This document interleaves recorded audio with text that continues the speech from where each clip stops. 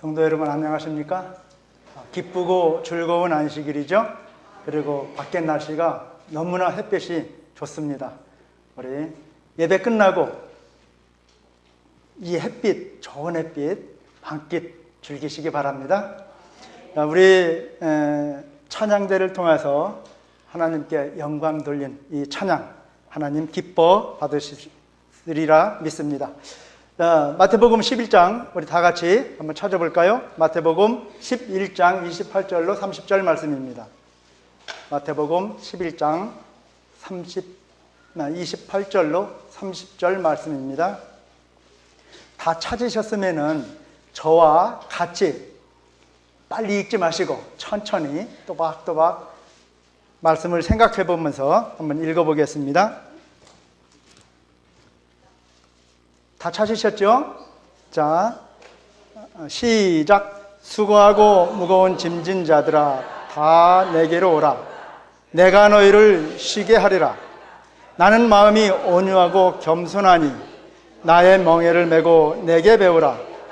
그러면 너희 마음이 쉼을 얻으리니 이는 내 멍에는 쉽고 내 짐은 가벼움이라 하시니라. 아멘. 이 말씀은 우리가 성경절 몇 절을 좀 꼽아라 라고 이야기할 때 참 다섯 손가락 안으로 꼽히는 그런 말씀이죠. 그래서 이 말씀은 우리가 신앙생활을 하면서도 목사님을 통해서 장로님들을 통해서 많은 그 설교 내용으로 택해서 듣던 그런 성경절입니다. 오늘 말씀은 이 마태복음 11장 28절로 30절의 말씀과 본문의 말씀과 인류의 소망 34장에 보면은 초청의 말씀이 있습니다.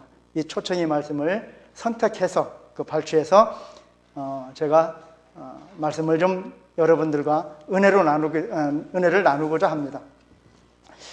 예수님께서는 우리에게 이 말씀을 주셨습니다. 마태복음 11장 28절로 30절을 주시면서 말씀하셨습니다. 수고하고 무거운 짐진 자들아 다 내게로 오라. 이 말씀은 예수께로 우리가 나가는 이유가 있는, 충분한 이유가 있는 말씀입니다. 수고하고 무거운 짐진 자들아 다 내게로 오라. 예수께서 말씀하시는 것은 육체적인 수고가 아니고 진정 사람을 염려로 또 무겁게 하는 영혼과 마음의 수고를 가진 자에게 하시는 말씀입니다. 이 당시 이스라엘 종교는 믿음이 아닌 행함에 의한 구원을 얻으려는 시도로 인해서 무의미하게 계속되는 수고로 전략했기 때문에 이 초청을 듣는 우리에게 특별한 힘으로 다가왔을 것입니다. 우리 모두는 여러 가지 무거운 짐을 지고 있습니다. 여러분들 다 무거운 짐을 지고 있죠? 그 중에 가장 무거운 짐은 우리의 개인의 사정에 의한 그런 짐도 아니고 가장 무거운 짐은 죄의 짐입니다. 그러나 모든 인류가 공이 지고 있는 일상의 짐들에 더하여 이스라엘 그 당시에 서기관들과 바리새인들은 유대 백성들 등 위에 더 많은 무거운 짐을 묶어 놓았습니다. 우리 한번 어떤 무거운 짐을 묶어 놓았는지 한번 찾아볼까요? 마태복음 23장 4절을 한번 보겠습니다. 마태복음 23장 4절.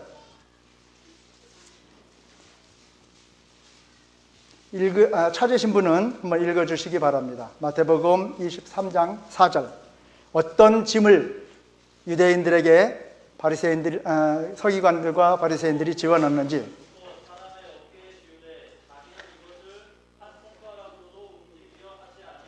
예, 무거운 짐을 유대인에게 백성들에게 어깨에 묶어 놓았는데 자기는 손가락 하나도 움직이지 아니하였다라고 이야기하고 있습니다.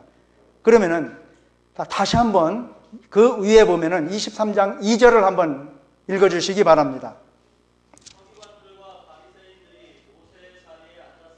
예, 서기관들과 바리새인들이 모세의 자리에 앉았으니 이 이야기는 모세의 자리는 옛날에 이 당시에 돌로 만들었다고 합니다. 그렇게 생각하고 바리새인들과 유대인들은 돌 의자에 앉아서 재판을 하고 또 말씀을 가르쳤다고 합니다.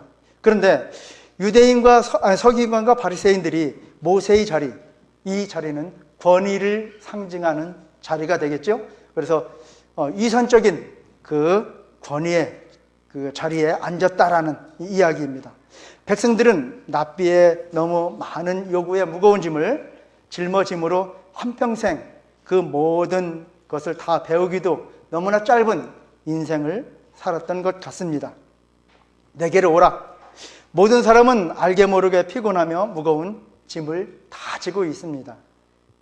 예수께서는 모든 사람이 그리스도께서만 제거할 수 있는 짐에 억눌려 있다고 하셨습니다.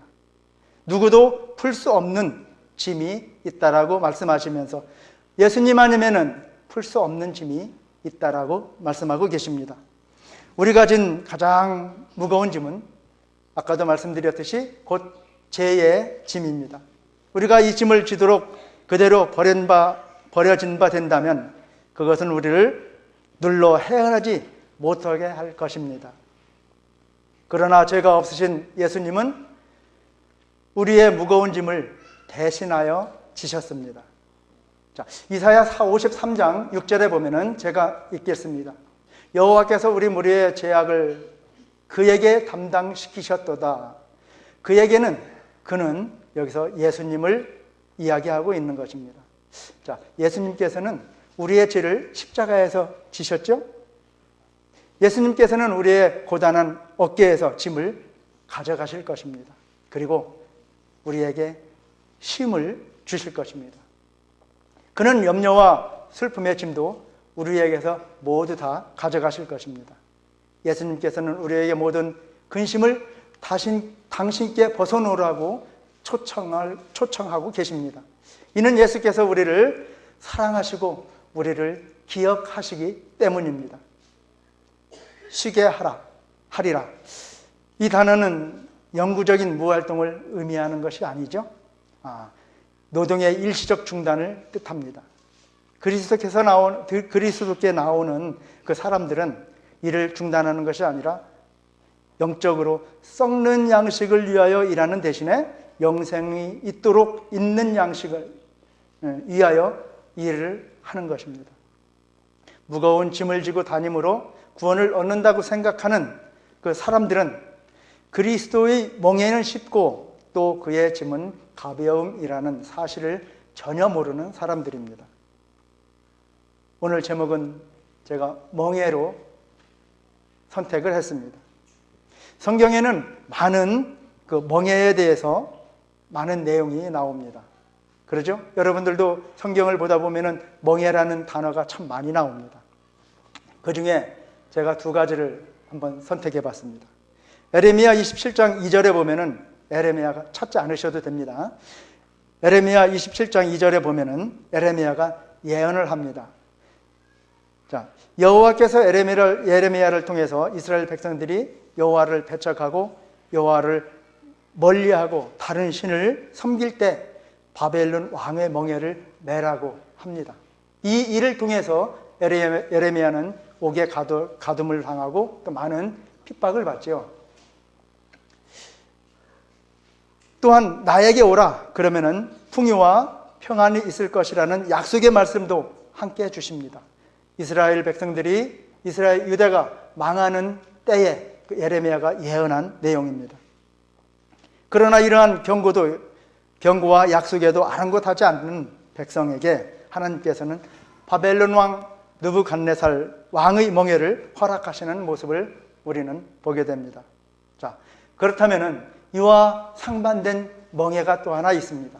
이사야 10장 27절에 보면은 그날에 그의 무거운 짐이 너에게서 떠나고 그의 멍에가 내 목에서 벗어지되 기름진 까닭에 멍에가 부러지리라. 기름진 까닭에 멍에가 부러지리라 라는 그런 말씀이 이사야 10장 27절에 있습니다. 여기에 기름진 까닭이라는 이야기는 원문을 찾아보니까 주석에 보니까 기름 부음 때문에 멍에가 부러지리라라는 내용으로 되어 있습니다. 기름진 까닭이 아니라 기름 부음 때문이라고 이야기하고 있습니다. 자, 기름 부음 때문에 멍에가 부러지리라. 자, 이 내용은 아수르가 멸망하고 이스라엘 그 민족이 이제 해방이 됩니다. 그런 이야기를 여기에서 비췄습니다. 기름 부음이란 성령의 임함으로 표현되고 있죠. 항상 성경의 말씀을 보게 되면은 기름 부음이라는 것은 성령의 임하심을 이야기할 때가 그런 때 표현을 많이 씁니다. 성령으로 말미암아 멍에가 부러진 것을 의미합니다. 이것은 하나님의 능력으로 말미암아 아수르 백성으로부터 그 지배로부터 이스라엘이 해방을 맞는 그런 것을 이야기하고 있는 것입니다. 자, 이러한 일은 우리 삶에서 똑같이 해당되는 진실이 있습니다. 즉 병마로 인한 모든 명예 그리고 마귀가 우리에게 씌워주는 모든 명예는 기름 부음으로 모두 깨트려 버린다라는 이야기입니다. 우리가 성령으로 인해서 그 무거운 짐에서 멍에서 벗어날 수 있다라는 이야기입니다. 고린도전서 3장 17절로 보면은 이것도 제가 읽겠습니다. 주는 영이시니 주의 영이 계시는 곳에는 자유함이 있다라고 말씀하고 계십니다. 위의 말씀과 일맥상통하는 내용입니다. 오늘은 마태복음 11장 29절과 30절에 나오는 멍에에 대해 말씀을 좀 나누고자 합니다. 멍에 하면은 우리가 무슨 느낌이 듭니까? 무거움, 또 답답한 그런 느낌이 들죠? 여러분은 어떤 느낌이 드실지 모르겠습니다. 저와 아마 동일한 느낌이 드실 것입니다. 원래 멍에는 협동하여 일할 수 있도록 고안된 노동기구입니다.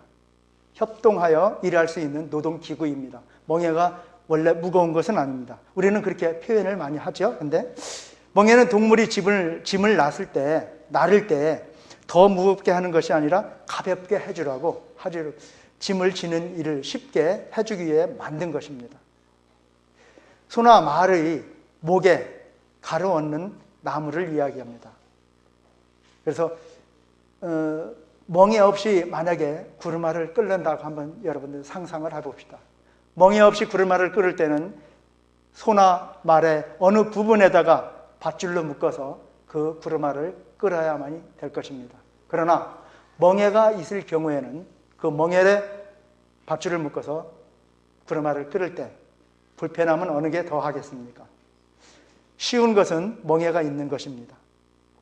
멍에목이라는 말이 또 있죠. 멍에목은 말이나 소가 멍에를 맬 때 닿는 부분, 그러니까 보통 목 뒤에 멍에를 얹습니다.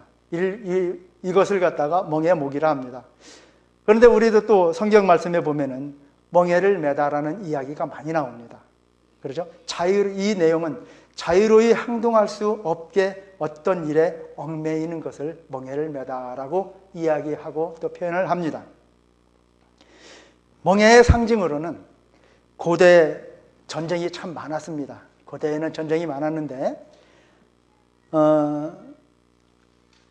특히 정복자가 승리한 그 장군이 창을 2개를 꼽고 멍에를 그 위에다 올려놓은 다음에 패배한 장군이 그 밑으로 행군을 하게 합니다. 장군을 행군하게 합니다. 이것은 멍에 아래로 지나간다는 것은 복종과 노예 상태를 의미하는 것입니다. 멍에에는 2가지 의미가 있죠. 지금까지 살펴봤습니다. 그러면 예수님께서 우리에게 매라고 하시는 멍에는 무엇인가? 예수님께서 분명히 무거운 짐을 우리가 지고 있는데도 다시 멍에를 매라고 하시는 것은 무슨 뜻인가? 한번 우리가 본문에 들어가서 한번 살펴보기로 하겠습니다. 요즘 3살짜리, 4살짜리 어린이들이 있는 집에 가보면 가정학습지가 많이 있습니다. 그러죠? 3살짜리, 4살짜리 어린 아이들 한글 공부, 영어, 산수, 한문 공부 이걸 시키기 위해서 엄마들이 학습지를 시킵니다. 시켜서 공부를 열심히 시킵니다. 그런데 그 엄마들에게 한번 물어봤습니다. 자, 물어보면은 뭐라고 하죠? 내 자식은 공부시키지 않아도 될 것 같은데 지금 이런 나이에 시키지 않아도 되는데 다른 아이들이, 다른 엄마들이 먼저 시키니까 내 아이가 뒤떨어질까 봐 시킨다라는 대답을 합니다. 그렇습니다. 3살짜리, 4살짜리 아이들에게 공부를 시킵니다. 공부의 짐을 져야 하는 그런 시대로 지금 바뀌었습니다. 어느 한 사람도 인생의 짐을 지지 않는 경우는 없습니다. 우리 성도들도 마찬가지죠. 예수님 말씀대로 그대로입니다. 우리 모두 수고하고 짐진 자들입니다. 우리는 그렇다면 이 짐을 지고 어디로 가야만이 하겠습니까? 하나님께로, 예수님께로 가야 되겠죠? 그런데 놀라운 것은 하나님이 우리더러 그분의 멍에를 다시 지라고 하시는 것입니다. 나의 멍에를 지고 내게 배우라라고 말씀하고 계십니다. 이미 무거운 짐을 진 우리에게 또 멍에를 지운다면 그 무게가 우리 어깨에 얼마나 무겁겠습니까? 그러나 그 멍에는 무게를 더하는 것이 아니라 반대로 무게를 가볍게 해주는 멍에인 것입니다. 그러면 하나님의 멍에는 우리에게 무엇을 의미하겠습니까? 그것은 우리의 천성적인 기질, 또 죄악에 익숙해져 있는 습관과 반대의 길을 가게 하는 것을 말합니다. 그 길을 갈 때에 비로소 우리는 그리스도를 배우게 되는 것입니다. 나는 복음생활, 신앙생활을 하면서 그 몇 가지 유형의 그 신앙생활을 하는 사람들을 보았습니다. 첫째는 멍에를 잘 견디고 쉽게 익숙해지는 사람을 보았습니다. 그 멍에를 매기로 작정했다는 듯이 즐거이 그 일을 감당하고 감사하며 멍에 아래 사는 사람들이 있습니다.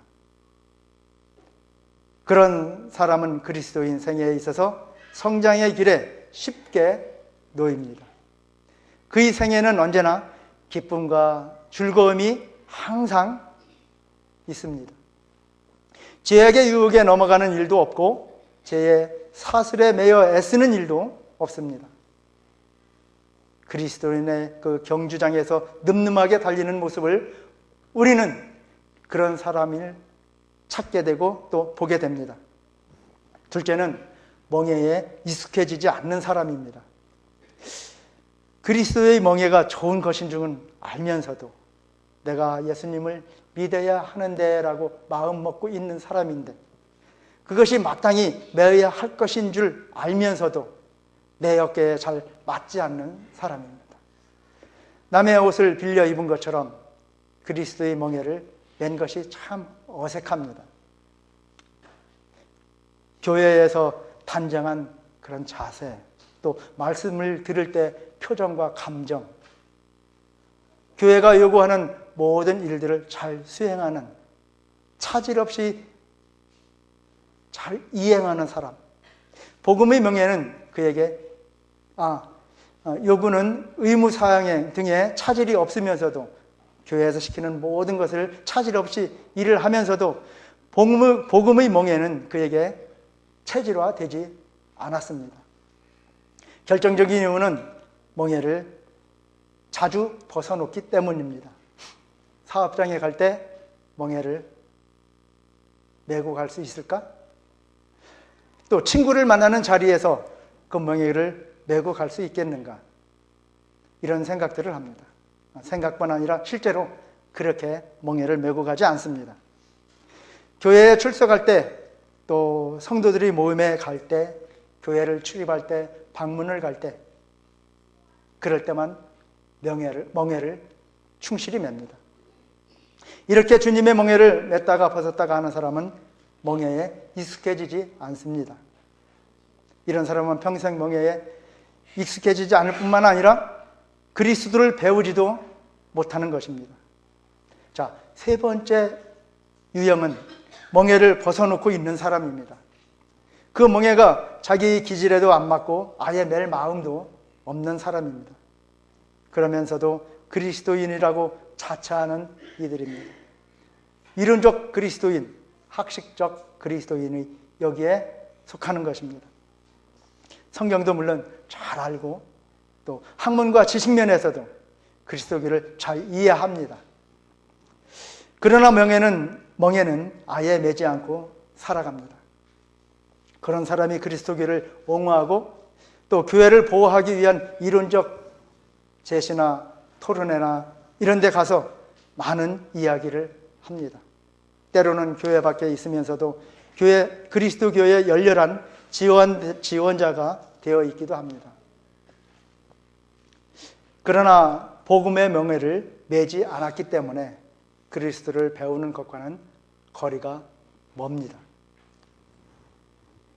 복음의 멍에에 대한 우리의 태도는 어떠해야 할까요? 나는 농사일에 빗대어서 잠시 이야기를 좀 나누고자 합니다. 옛날 농가에서 소를 기르고 멍에가 멜 때라고 판단될 때면은 주인이 멍에를 준비합니다. 산에 올라가서 멍에에 합당한 나무를 끊어서 껍질을 벗기고 잘 손질을 한 다음에 잘 말립니다. 그리고 한 날을 정하여 소를 모래밭에 끌고 갑니다. 그리고 쟁기로 밧줄과 그 멍에를 연결합니다. 그리고 한 날을 정해서 소를 모래밭에 끌고 간 그 후에 연습을 시킵니다. 처음에는 소가 멍에를 올려놓자마자 팔팔 뜁니다. 그러고 난 다음 그 멍에를 벗고자 무지하게 애를 씁니다. 그러나 주인은 마음에 정한 바가 있으므로 그 소에게 멍에를 끝까지 세웁니다. 그리고 쟁기를 끌으라고 이리야 몰아 제낍니다. 앞에서 고삐를 잡은 한 사람은 끌고 뒤에서는 쟁기를 잡습니다. 이때 소는 정말 어리둥절하면서 제 갈 길을 제대로 가지도 못하고 이 멍에를 어떻게 하면 벗어낼까 하고 노력을 합니다. 소는 한동안 주인의 말을 참 듣지 않습니다. 우로 가라면 좌로 가고 좌로 가라면 우로 가면서 주인의 속을 많이 썩입니다. 주인은 이미 이 소에게 멍에를 씌우고자 마음을 정해놓고 있었습니다. 멍에를 매어 길을 들일 작정인 것입니다. 자, 한나절 동안 아니면은 하루 이틀 소는 땀을 흘리면서 좌우로 뛰고 그리고 멍에를 자꾸 벗으려고 합니다. 그러는 동안 힘이 소에게서 많이 빠집니다. 마침내 주인의 뜻을 소가 파악을 합니다. 뛰어봐야 별 수 없구나. 이것이 소의 운명인들, 나의 운명인들 어떠랴. 감을 잡고 제풀에 꺾입니다. 땀깨나 흘리고 고생깨나 한 후에야 제 이치를 파악하고 소가 양순해집니다. 주인의 명령대로 합니다. 똑바로 가라면은 똑바로 가고 이제는 좌우로 또 뒤로 돌아라 하면은 잘 돕니다. 명령에 복종을 잘합니다. 그리하여 멍에에 익숙해지는 소가 됩니다. 논밭에 가서 제 몫을 잘 해내는 1등 소가 되는 것입니다. 멍에 아래서 제 일을 배운 것입니다. 복음 안에 들어온 사람도 이런 경우가 참 많이 있습니다. 고생을 하고 하나님의 매도 맞고 땀을 흘린 후에 양순해지는 그리스도인들이 많이 있습니다. 사실 이런 고생을 할 필요가 없는데 말입니다. 처음부터 고분고분하게 멍에를 매면 하나님께서 많은 축복을 우리들에게 주실 텐데 또 하늘의 기쁨이 소유되고 하나님의 뜻을 쉽게 깨닫고 행복한 그리스도인이 될 텐데, 자, 에가서 3장 27절로 28절을 보게 되면은 제가 읽겠습니다. 사람이 젊었을 때에 멍에를 매는 것이 좋으니 혼자 앉아서 잠잠할 것은 주께서 그것을 메우셨음이니라. 자, 여기서 사람이 젊었을 때에, 멍에를 젊었을 때에 매라는 교훈입니다. 그러면 젊었을 때가 언제가 될까요? 우리가 그리스도를 구주로 받아들인다면 우리는 하나님의 나라의 새 아기로 태어나는 것입니다. 그러므로 젊었을 때라는 말은 그리스도인 생애의 출발이라고 의미할 수가 있습니다. 복음의 멍에는 예수님을 개인의 구주로 받아들이는 시간부터 매어야 합니다. 처음부터 멍에에 익숙해지지 않으면 멍에 매기가 참 어려워집니다. 장성해진 후에 그 일을 하겠다는 마음으로 미뤄 놓은다면 결국은 그 멍에가 자기 어깨에 맞지 않게 되는 경우가 많이 있습니다. 나는 군에 갔다 온 후에 잠시 시간이 있어 이모 집에 가서 지게를 한번 쳐봤습니다.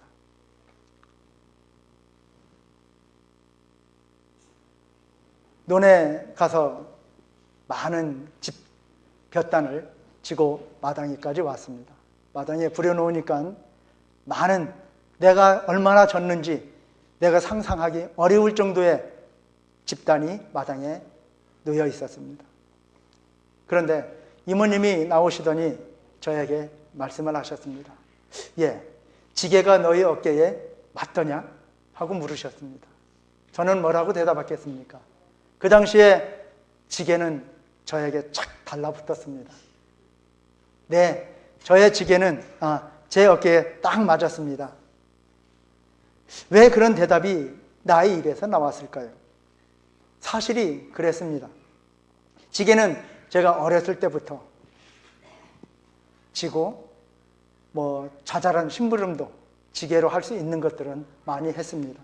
또 나무도 많이 했습니다. 여기 저와 연세가 비슷한 장로님들과 성도님들은 그 당시에 지게를 많이 졌을 것입니다. 어릴 때부터 나의 어깨에 친숙한 지게였기에 사실 나는 정말 땔감도 초등학교 때부터 했습니다. 어릴 때 익숙해진 것은 평생을 떠나지 않습니다. 그리스도인이 매는 복음의 멍에도 그와 같습니다. 그리스도인은 그리스도를 배우는 사람입니다. 자, 주님께서 지워준 명예를 맬 때 마음이 온유하고 겸손한 그분을 배우게 되는 것입니다. 혹 어떤 사람은 그리스도에 대하여 지식적으로 알고 있을 것입니다. 그를 알면 그분을 아는 것이 아닙니다. 참 지식이란 체험으로 아는 것을 말합니다. 우리가 알고 있다는 것은 체험적으로 아는 것을 말하고 있는 것입니다. 믿음의 지식은 특히 그런 것을 두고 하는 말입니다. 그것은 실생활에서 실천하는 지식이어야 하기 때문에 이론적 지식만으로는 부족한 것입니다. 이론만으로 그리스도를 알고 그분을 사랑하고 살았다고 가정해 봅시다. 끝날에는 그는 그리스도께 어떤 삶의 흔적을 보일 수 있을까요? 우리는 재림 때에 그리스도께 우리의 삶의 흔적을 보여야만이 되겠죠?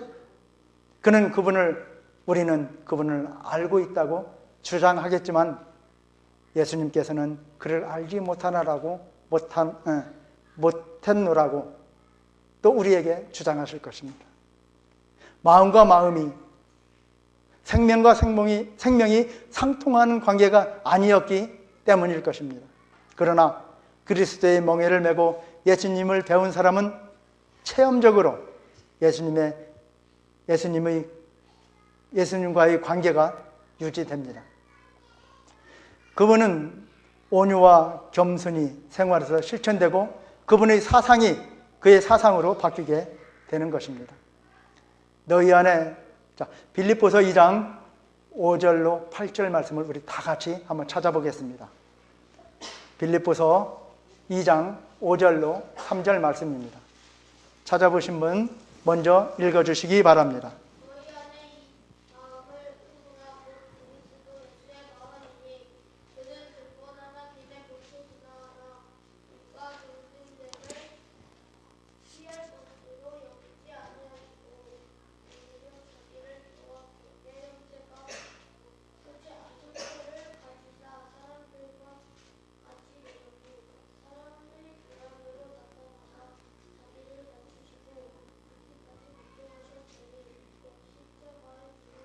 예, 감사합니다. 오늘도 상빈이가 읽어주셨습니다. 너희 안에 이 마음을 품으라. 곧 그리스도 예수의 마음이니 그는 근본 하나님의 본체시나 하나님과 동등됨을 취할 것으로 여기지 아니하시고 오히려 자기를 비어 종의 형체를 가져 사람들과 같이 되었고 사람의 모양으로 나타나셨으며 자기를 낮추시고 죽기까지 복종하셨으니 곧 십자가에 죽으심이라. 그리스도의 정신과 생활이 이렇게 이론적으로 이해될 수 있습니까? 직접 실천할 때만 이해될 수 있는 것입니다. 그분의 멍에를 메고 그분과 동역할 때만 깨달아질 수 있다라는 말씀입니다. 스스로 낮은 자리로 물러가 앉고 남이 싫어하는 천한 일을 자발적으로 하고 또 그러면서 마음의 진정한 기쁨을, 즐거움을 갖게 되고 이 모든 일들은 복음의 멍에 안에서만 가능한 일입니다. 이런 생활로 일관하다 보면은 절로 도가 트이게 되는 것입니다. 세속의 정신과 전혀 다른 정신의 사람으로 바뀌어지고 그 정신이 그 마음을 따라 살 때만 평안도 있고 즐거움도 있게 됩니다. 철출발은 참 어색하고 자기의 기존 사상이나 마음에 안 맞을 수도 있습니다. 예수 그리스도 믿는 것, 예배당에 가는, 교회에 가는 것, 남보기에 참 쑥스러울 수도 있습니다. 그러나 일단 메어진 멍에를 자기의 멍에로 알고 마음을 비운 상태에서 주님을 따르게 되면 그것이 자기의 정신적, 육신적 체질로 바뀌어지는 것입니다. 이것이 곧 하나님께서 말씀하시고 예수님께서 실천하신 품성이 변한다라는 것입니다. 의인의 길을 돕는 햇빛 같아서 점점 빛나서 원만한 광명에 이르게 되는 것입니다. 곧 그것이 진정한 삶의 도임을 깨닫게 됩니다. 세상의 멍에, 죄악의 멍에 아래 시달리던 이전의 삶과 비교해 볼 때 너무도 즐겁고 행복하고 또 편안한 현실을 깨닫게 될 것입니다. 성도 여러분, 우리 모두 하나님의 초청에 응하십시다. 성도 여러분, 그분께서 메어주는 멍에를 즐거운 마음으로 메시기 바랍니다. 우리는 모두 수고하고 무거운 짐진 자들입니다. 예수께서는 나의 멍에를 메라고 말씀하셨습니다. 멍에는 봉사의 도구입니다. 일하는 가축에게는 멍에를 메우는데 이 멍에는 가축이 효과적으로 일하는데 없어서는 안 될 도구라고 앞서 말씀드렸습니다. 그리스도께서는 이와 같은 신뢰를 들어서 생명이 계속되는 동안 우리는 봉사를 위하여 부름을 입었다라고 가르치십니다. 우리는 예수님의 동역자가 되기 위하여 그리스도의 멍에를 메야 합니다. 성도 여러분, 봉사를 위하여 메는 멍에는 곧 하나님의 율법입니다. 에덴에서 제시되었습니다. 시내산에서 선포되었습니다. 신약에 와서 예수님께서 다시 말씀하십니다. 마음에 기록된 사람의 대강령, 이것이 일하는 인간을 하나님의 뜻에 연결시킵니다. 만일 우리가 자신의 성향을 쫓아 우리의 의지가 인도하는 대로 가도록 방임한다면 우리는 사단의 그 반열에 빠져서 그의 속성을 소유하는 자가 될 것입니다. 우리가 우리의 멍에를 만들고 우리가 만든 멍에를 짊어질 땐 더 무겁고 일어날 수 없는 아주 무거운 멍에가 될 것이고, 우리 멍에가 아닌 예수 그리스도께서 주시는 무거운 짐을 쉽게 나르기 위해 만든 멍에를 진다면 우리는 평안과 쉼이 있는 삶이 될 것입니다. 말이나 소의 멍에를 메우는 것은 짐을 끌 때 동물을 도와서 부담을 가볍게 하기 위해 만든 것이 멍에입니다. 그리스도의 멍에도 그러합니다. 우리의 의지가 하나님의 뜻 안에서 흡수되고 또 남을 돕기 위해 우리가 하나님의 선물을 사용할 때에 생애의 짐이 가벼워짐을 우리는 깨달을 것입니다. 하나님의 계명이 법도 안에서 행해지는 자는 그리스도와 함께 행하는 것이며, 그렇게 되면 그의 사랑 안에서 그 마음은 평안을 얻을 것입니다. 성도 여러분, 완전한 순종에는 완전한 쉼이 있는 것입니다. 다시 한번 말씀드리겠습니다. 완전한 순종에는 완전한 쉼이 있는 것입니다. 지상에서 예수님을 힘입어 우리가 안식을 얻을 때 하늘나라는 여기에서부터 시작될 것입니다. 본문의 말씀 다시 한번 읽어보겠습니다. 낭독해 보겠습니다. 우리 다 같이 본문의 말씀, 마태복음 11장 28절 말씀입니다. 이 말씀을 읽고 마무리 하겠습니다. 다 찾으셨죠? 우리 같이 한번 큰 소리로 읽어보겠습니다. 이 지금까지의 말씀을 상고하면서 다시 한번 읽어보겠습니다. 28절 시작. 수고하고 무거운 짐진 자들아 다 내게로 오라. 내가 너희를 쉬게 하리라. 나는 마음이 온유하고 겸손하니 나의 멍에를 메고 내게 배우라. 그러면 너희 마음에 쉼을 얻으리니 이는 내 멍에는 쉽고 내 짐은 가벼움이라 하시니라. 성도 여러분, 나의 멍에가 아닌 예수 그리스도께서 주시는 멍에를 메시고 평안과 안식과 즐거움이 있는 우리 모든 성도 되시기를 간절히 바라면서 말씀을 줄이겠습니다.